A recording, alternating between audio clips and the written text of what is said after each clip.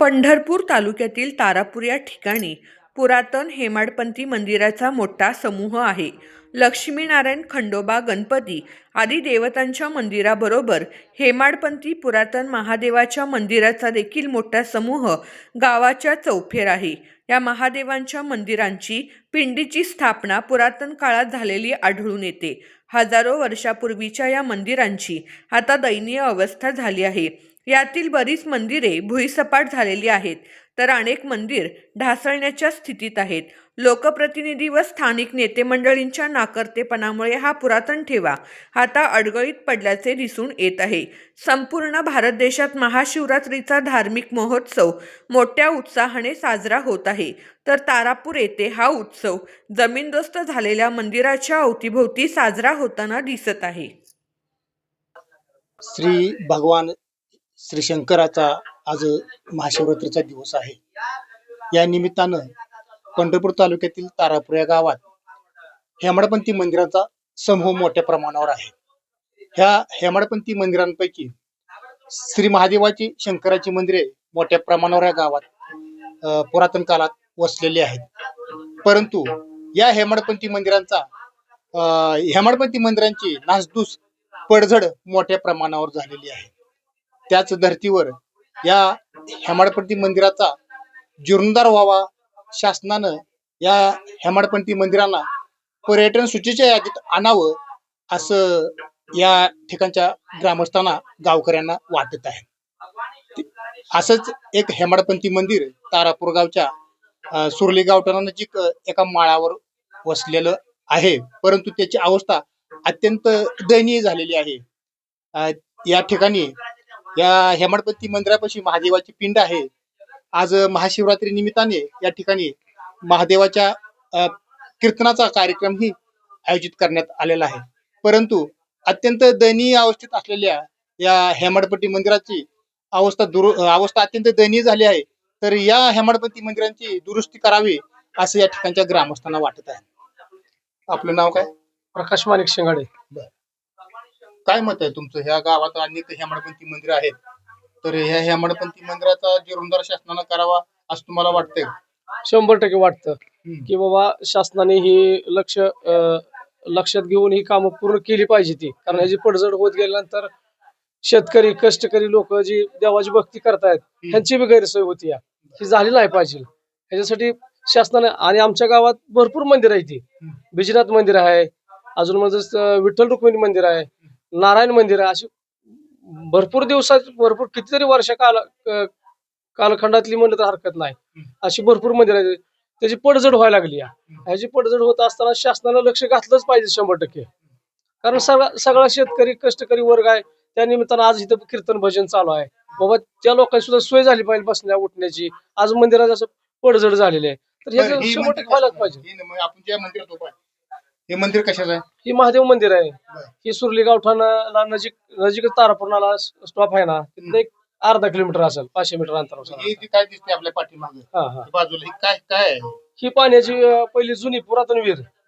ही पुरातन विहीर आहे. त्या विहिरीचं काय वैशिष्ट्य? त्या विहिरीचं असं वैशिष्ट्य आहे की पूर्वीची लोक सांगतात, आम्हाला काय माहित नाही, पण आम्हाला जी पाठीमागे सांगत आली, संदेश देतात, ती असं म्हणणं आहे त्यांचं की ह्या इथनं लिंबू टाकलं की खाली बिजनाथ मंदिरात निघतं, तिथं विहीर आहे म्हणून. त्या विहिरीत इथलं लिंबू टाकल्याचं तिथं निघायचं, असं पाण्याचं ह्याचं एक कनेक्शन होतं, असं पहिलं असं सांगतात लोक, जुनी लोकांनी सांगितलं, आम्ही तुम्हाला सांगतो.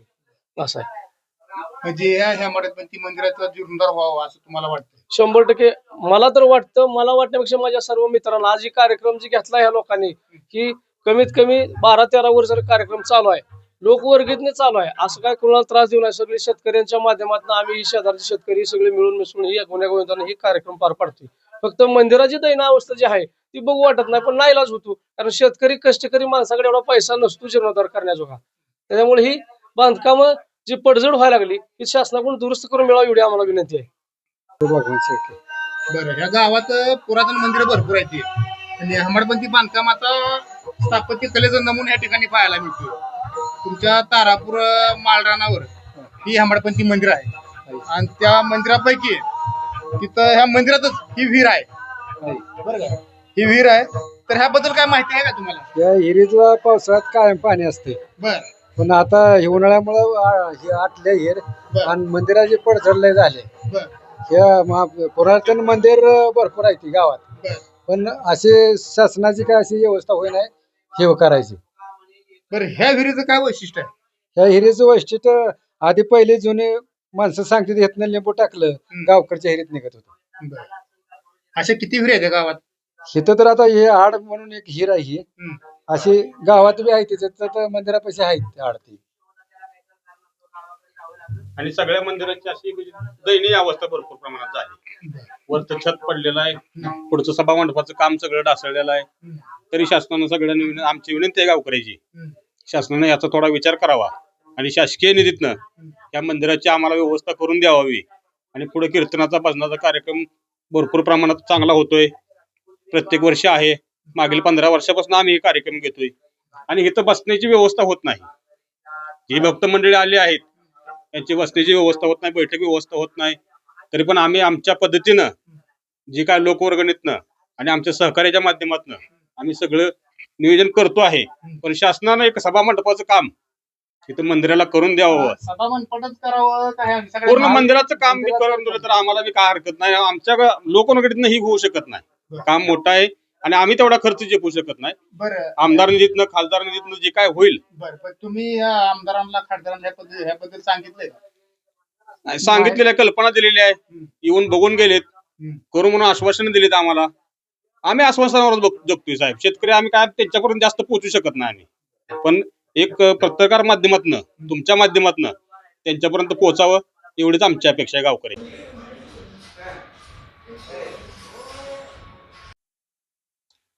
पंढरपूर तालुक्यातील तारापूर गाव हे पुरातन गाव आहे. या गावात पुरातन हेमाडपंथी मंदिरांचा मोठा समूह आहे. या गावांमध्ये शिवशंकर, पार्वती, लक्ष्मीनारायण, खंडोबा आदी देवतांची पुरातन हेमाडपंथी मंदिरे आहेत. या मंदिरांची अनेक ठिकाणी पडझड झालेली आहे. पडझड झाल्यामुळे या मंदिरांची अवस्था अत्यंत दुरावस्था झालेली आहे. तर या मंदिराचा शासनाकडून जीर्णोद्धार करण्यात यावा आणि हे गाव पर्यटन यादीच्या सूचीत यावं असं या ठिकाणच्या ग्रामस्थांचं मत आहे. तर त्या संदर्भातील आढावा आज महाशिवरात्रीच्या निमित्तानं घेण्यासाठी मी या गावात आलेलो आहे. नमस्ते, आपलं काय नाव आहे? मच्छिंद्र लक्ष्मण पाटील. बरं, काय तुमचं काय मत आहे? गावात हेमाडपंथी मंदिरं भरपूर आहेत. बरोबर. या मंदिरांची दुरावस्था बी झालेली आहे, या मंदिराची पडझड झालेली आहे. तर या मंदिरांच्या बाबतीत तुमचं काय मत आहे? हजारो वर्षापूर्वीची नारायणाचं महासिद्धाचं हेमाडपंथी मंदिर असून सदरची मंदिरांची अवस्था फार वाईट झालेली आहे, पडझड झालेली आहे. तरी याचा या सर्व मंदिरांचा समूह असल्यामुळं या गावाचं पंढरपूर पासून 16 किलोमीटर अंतरावर हे तारापूर गाव असून याच्या पूर्वेला पश्चिमेला एक 500 फुटावर भीमा नदी आहे. जर इथं चांगल्या पद्धतीनं या गावातील सर्व मंदिरांचा जीर्णोद्धार झाला आणि शासनाच्या जीर्णोद्धार किंवा पर्यटन सूचीमध्ये पर्यटन स्थळ म्हणून जर तारापूर गावचा समावेश करण्यात यावा, त्यामुळं गावातील स्वयंरोजगारांना रोजगाराची संधी उपलब्ध होईल आणि निरनिराळ्या प्रकारची लोक दर्शनाला आल्यानंतर गावाचा विकास होईल, तालुक्याचा विकास होईल आणि जिल्ह्याचा विकास होईल. अशा पद्धतीनं शासनाने याचा सर्व बाजूने विचार करून हे गाव पर्यटन स्थळीच्या सूचीमध्ये घेण्यात यावा अशी ग्रामस्थांची विनंती आहे.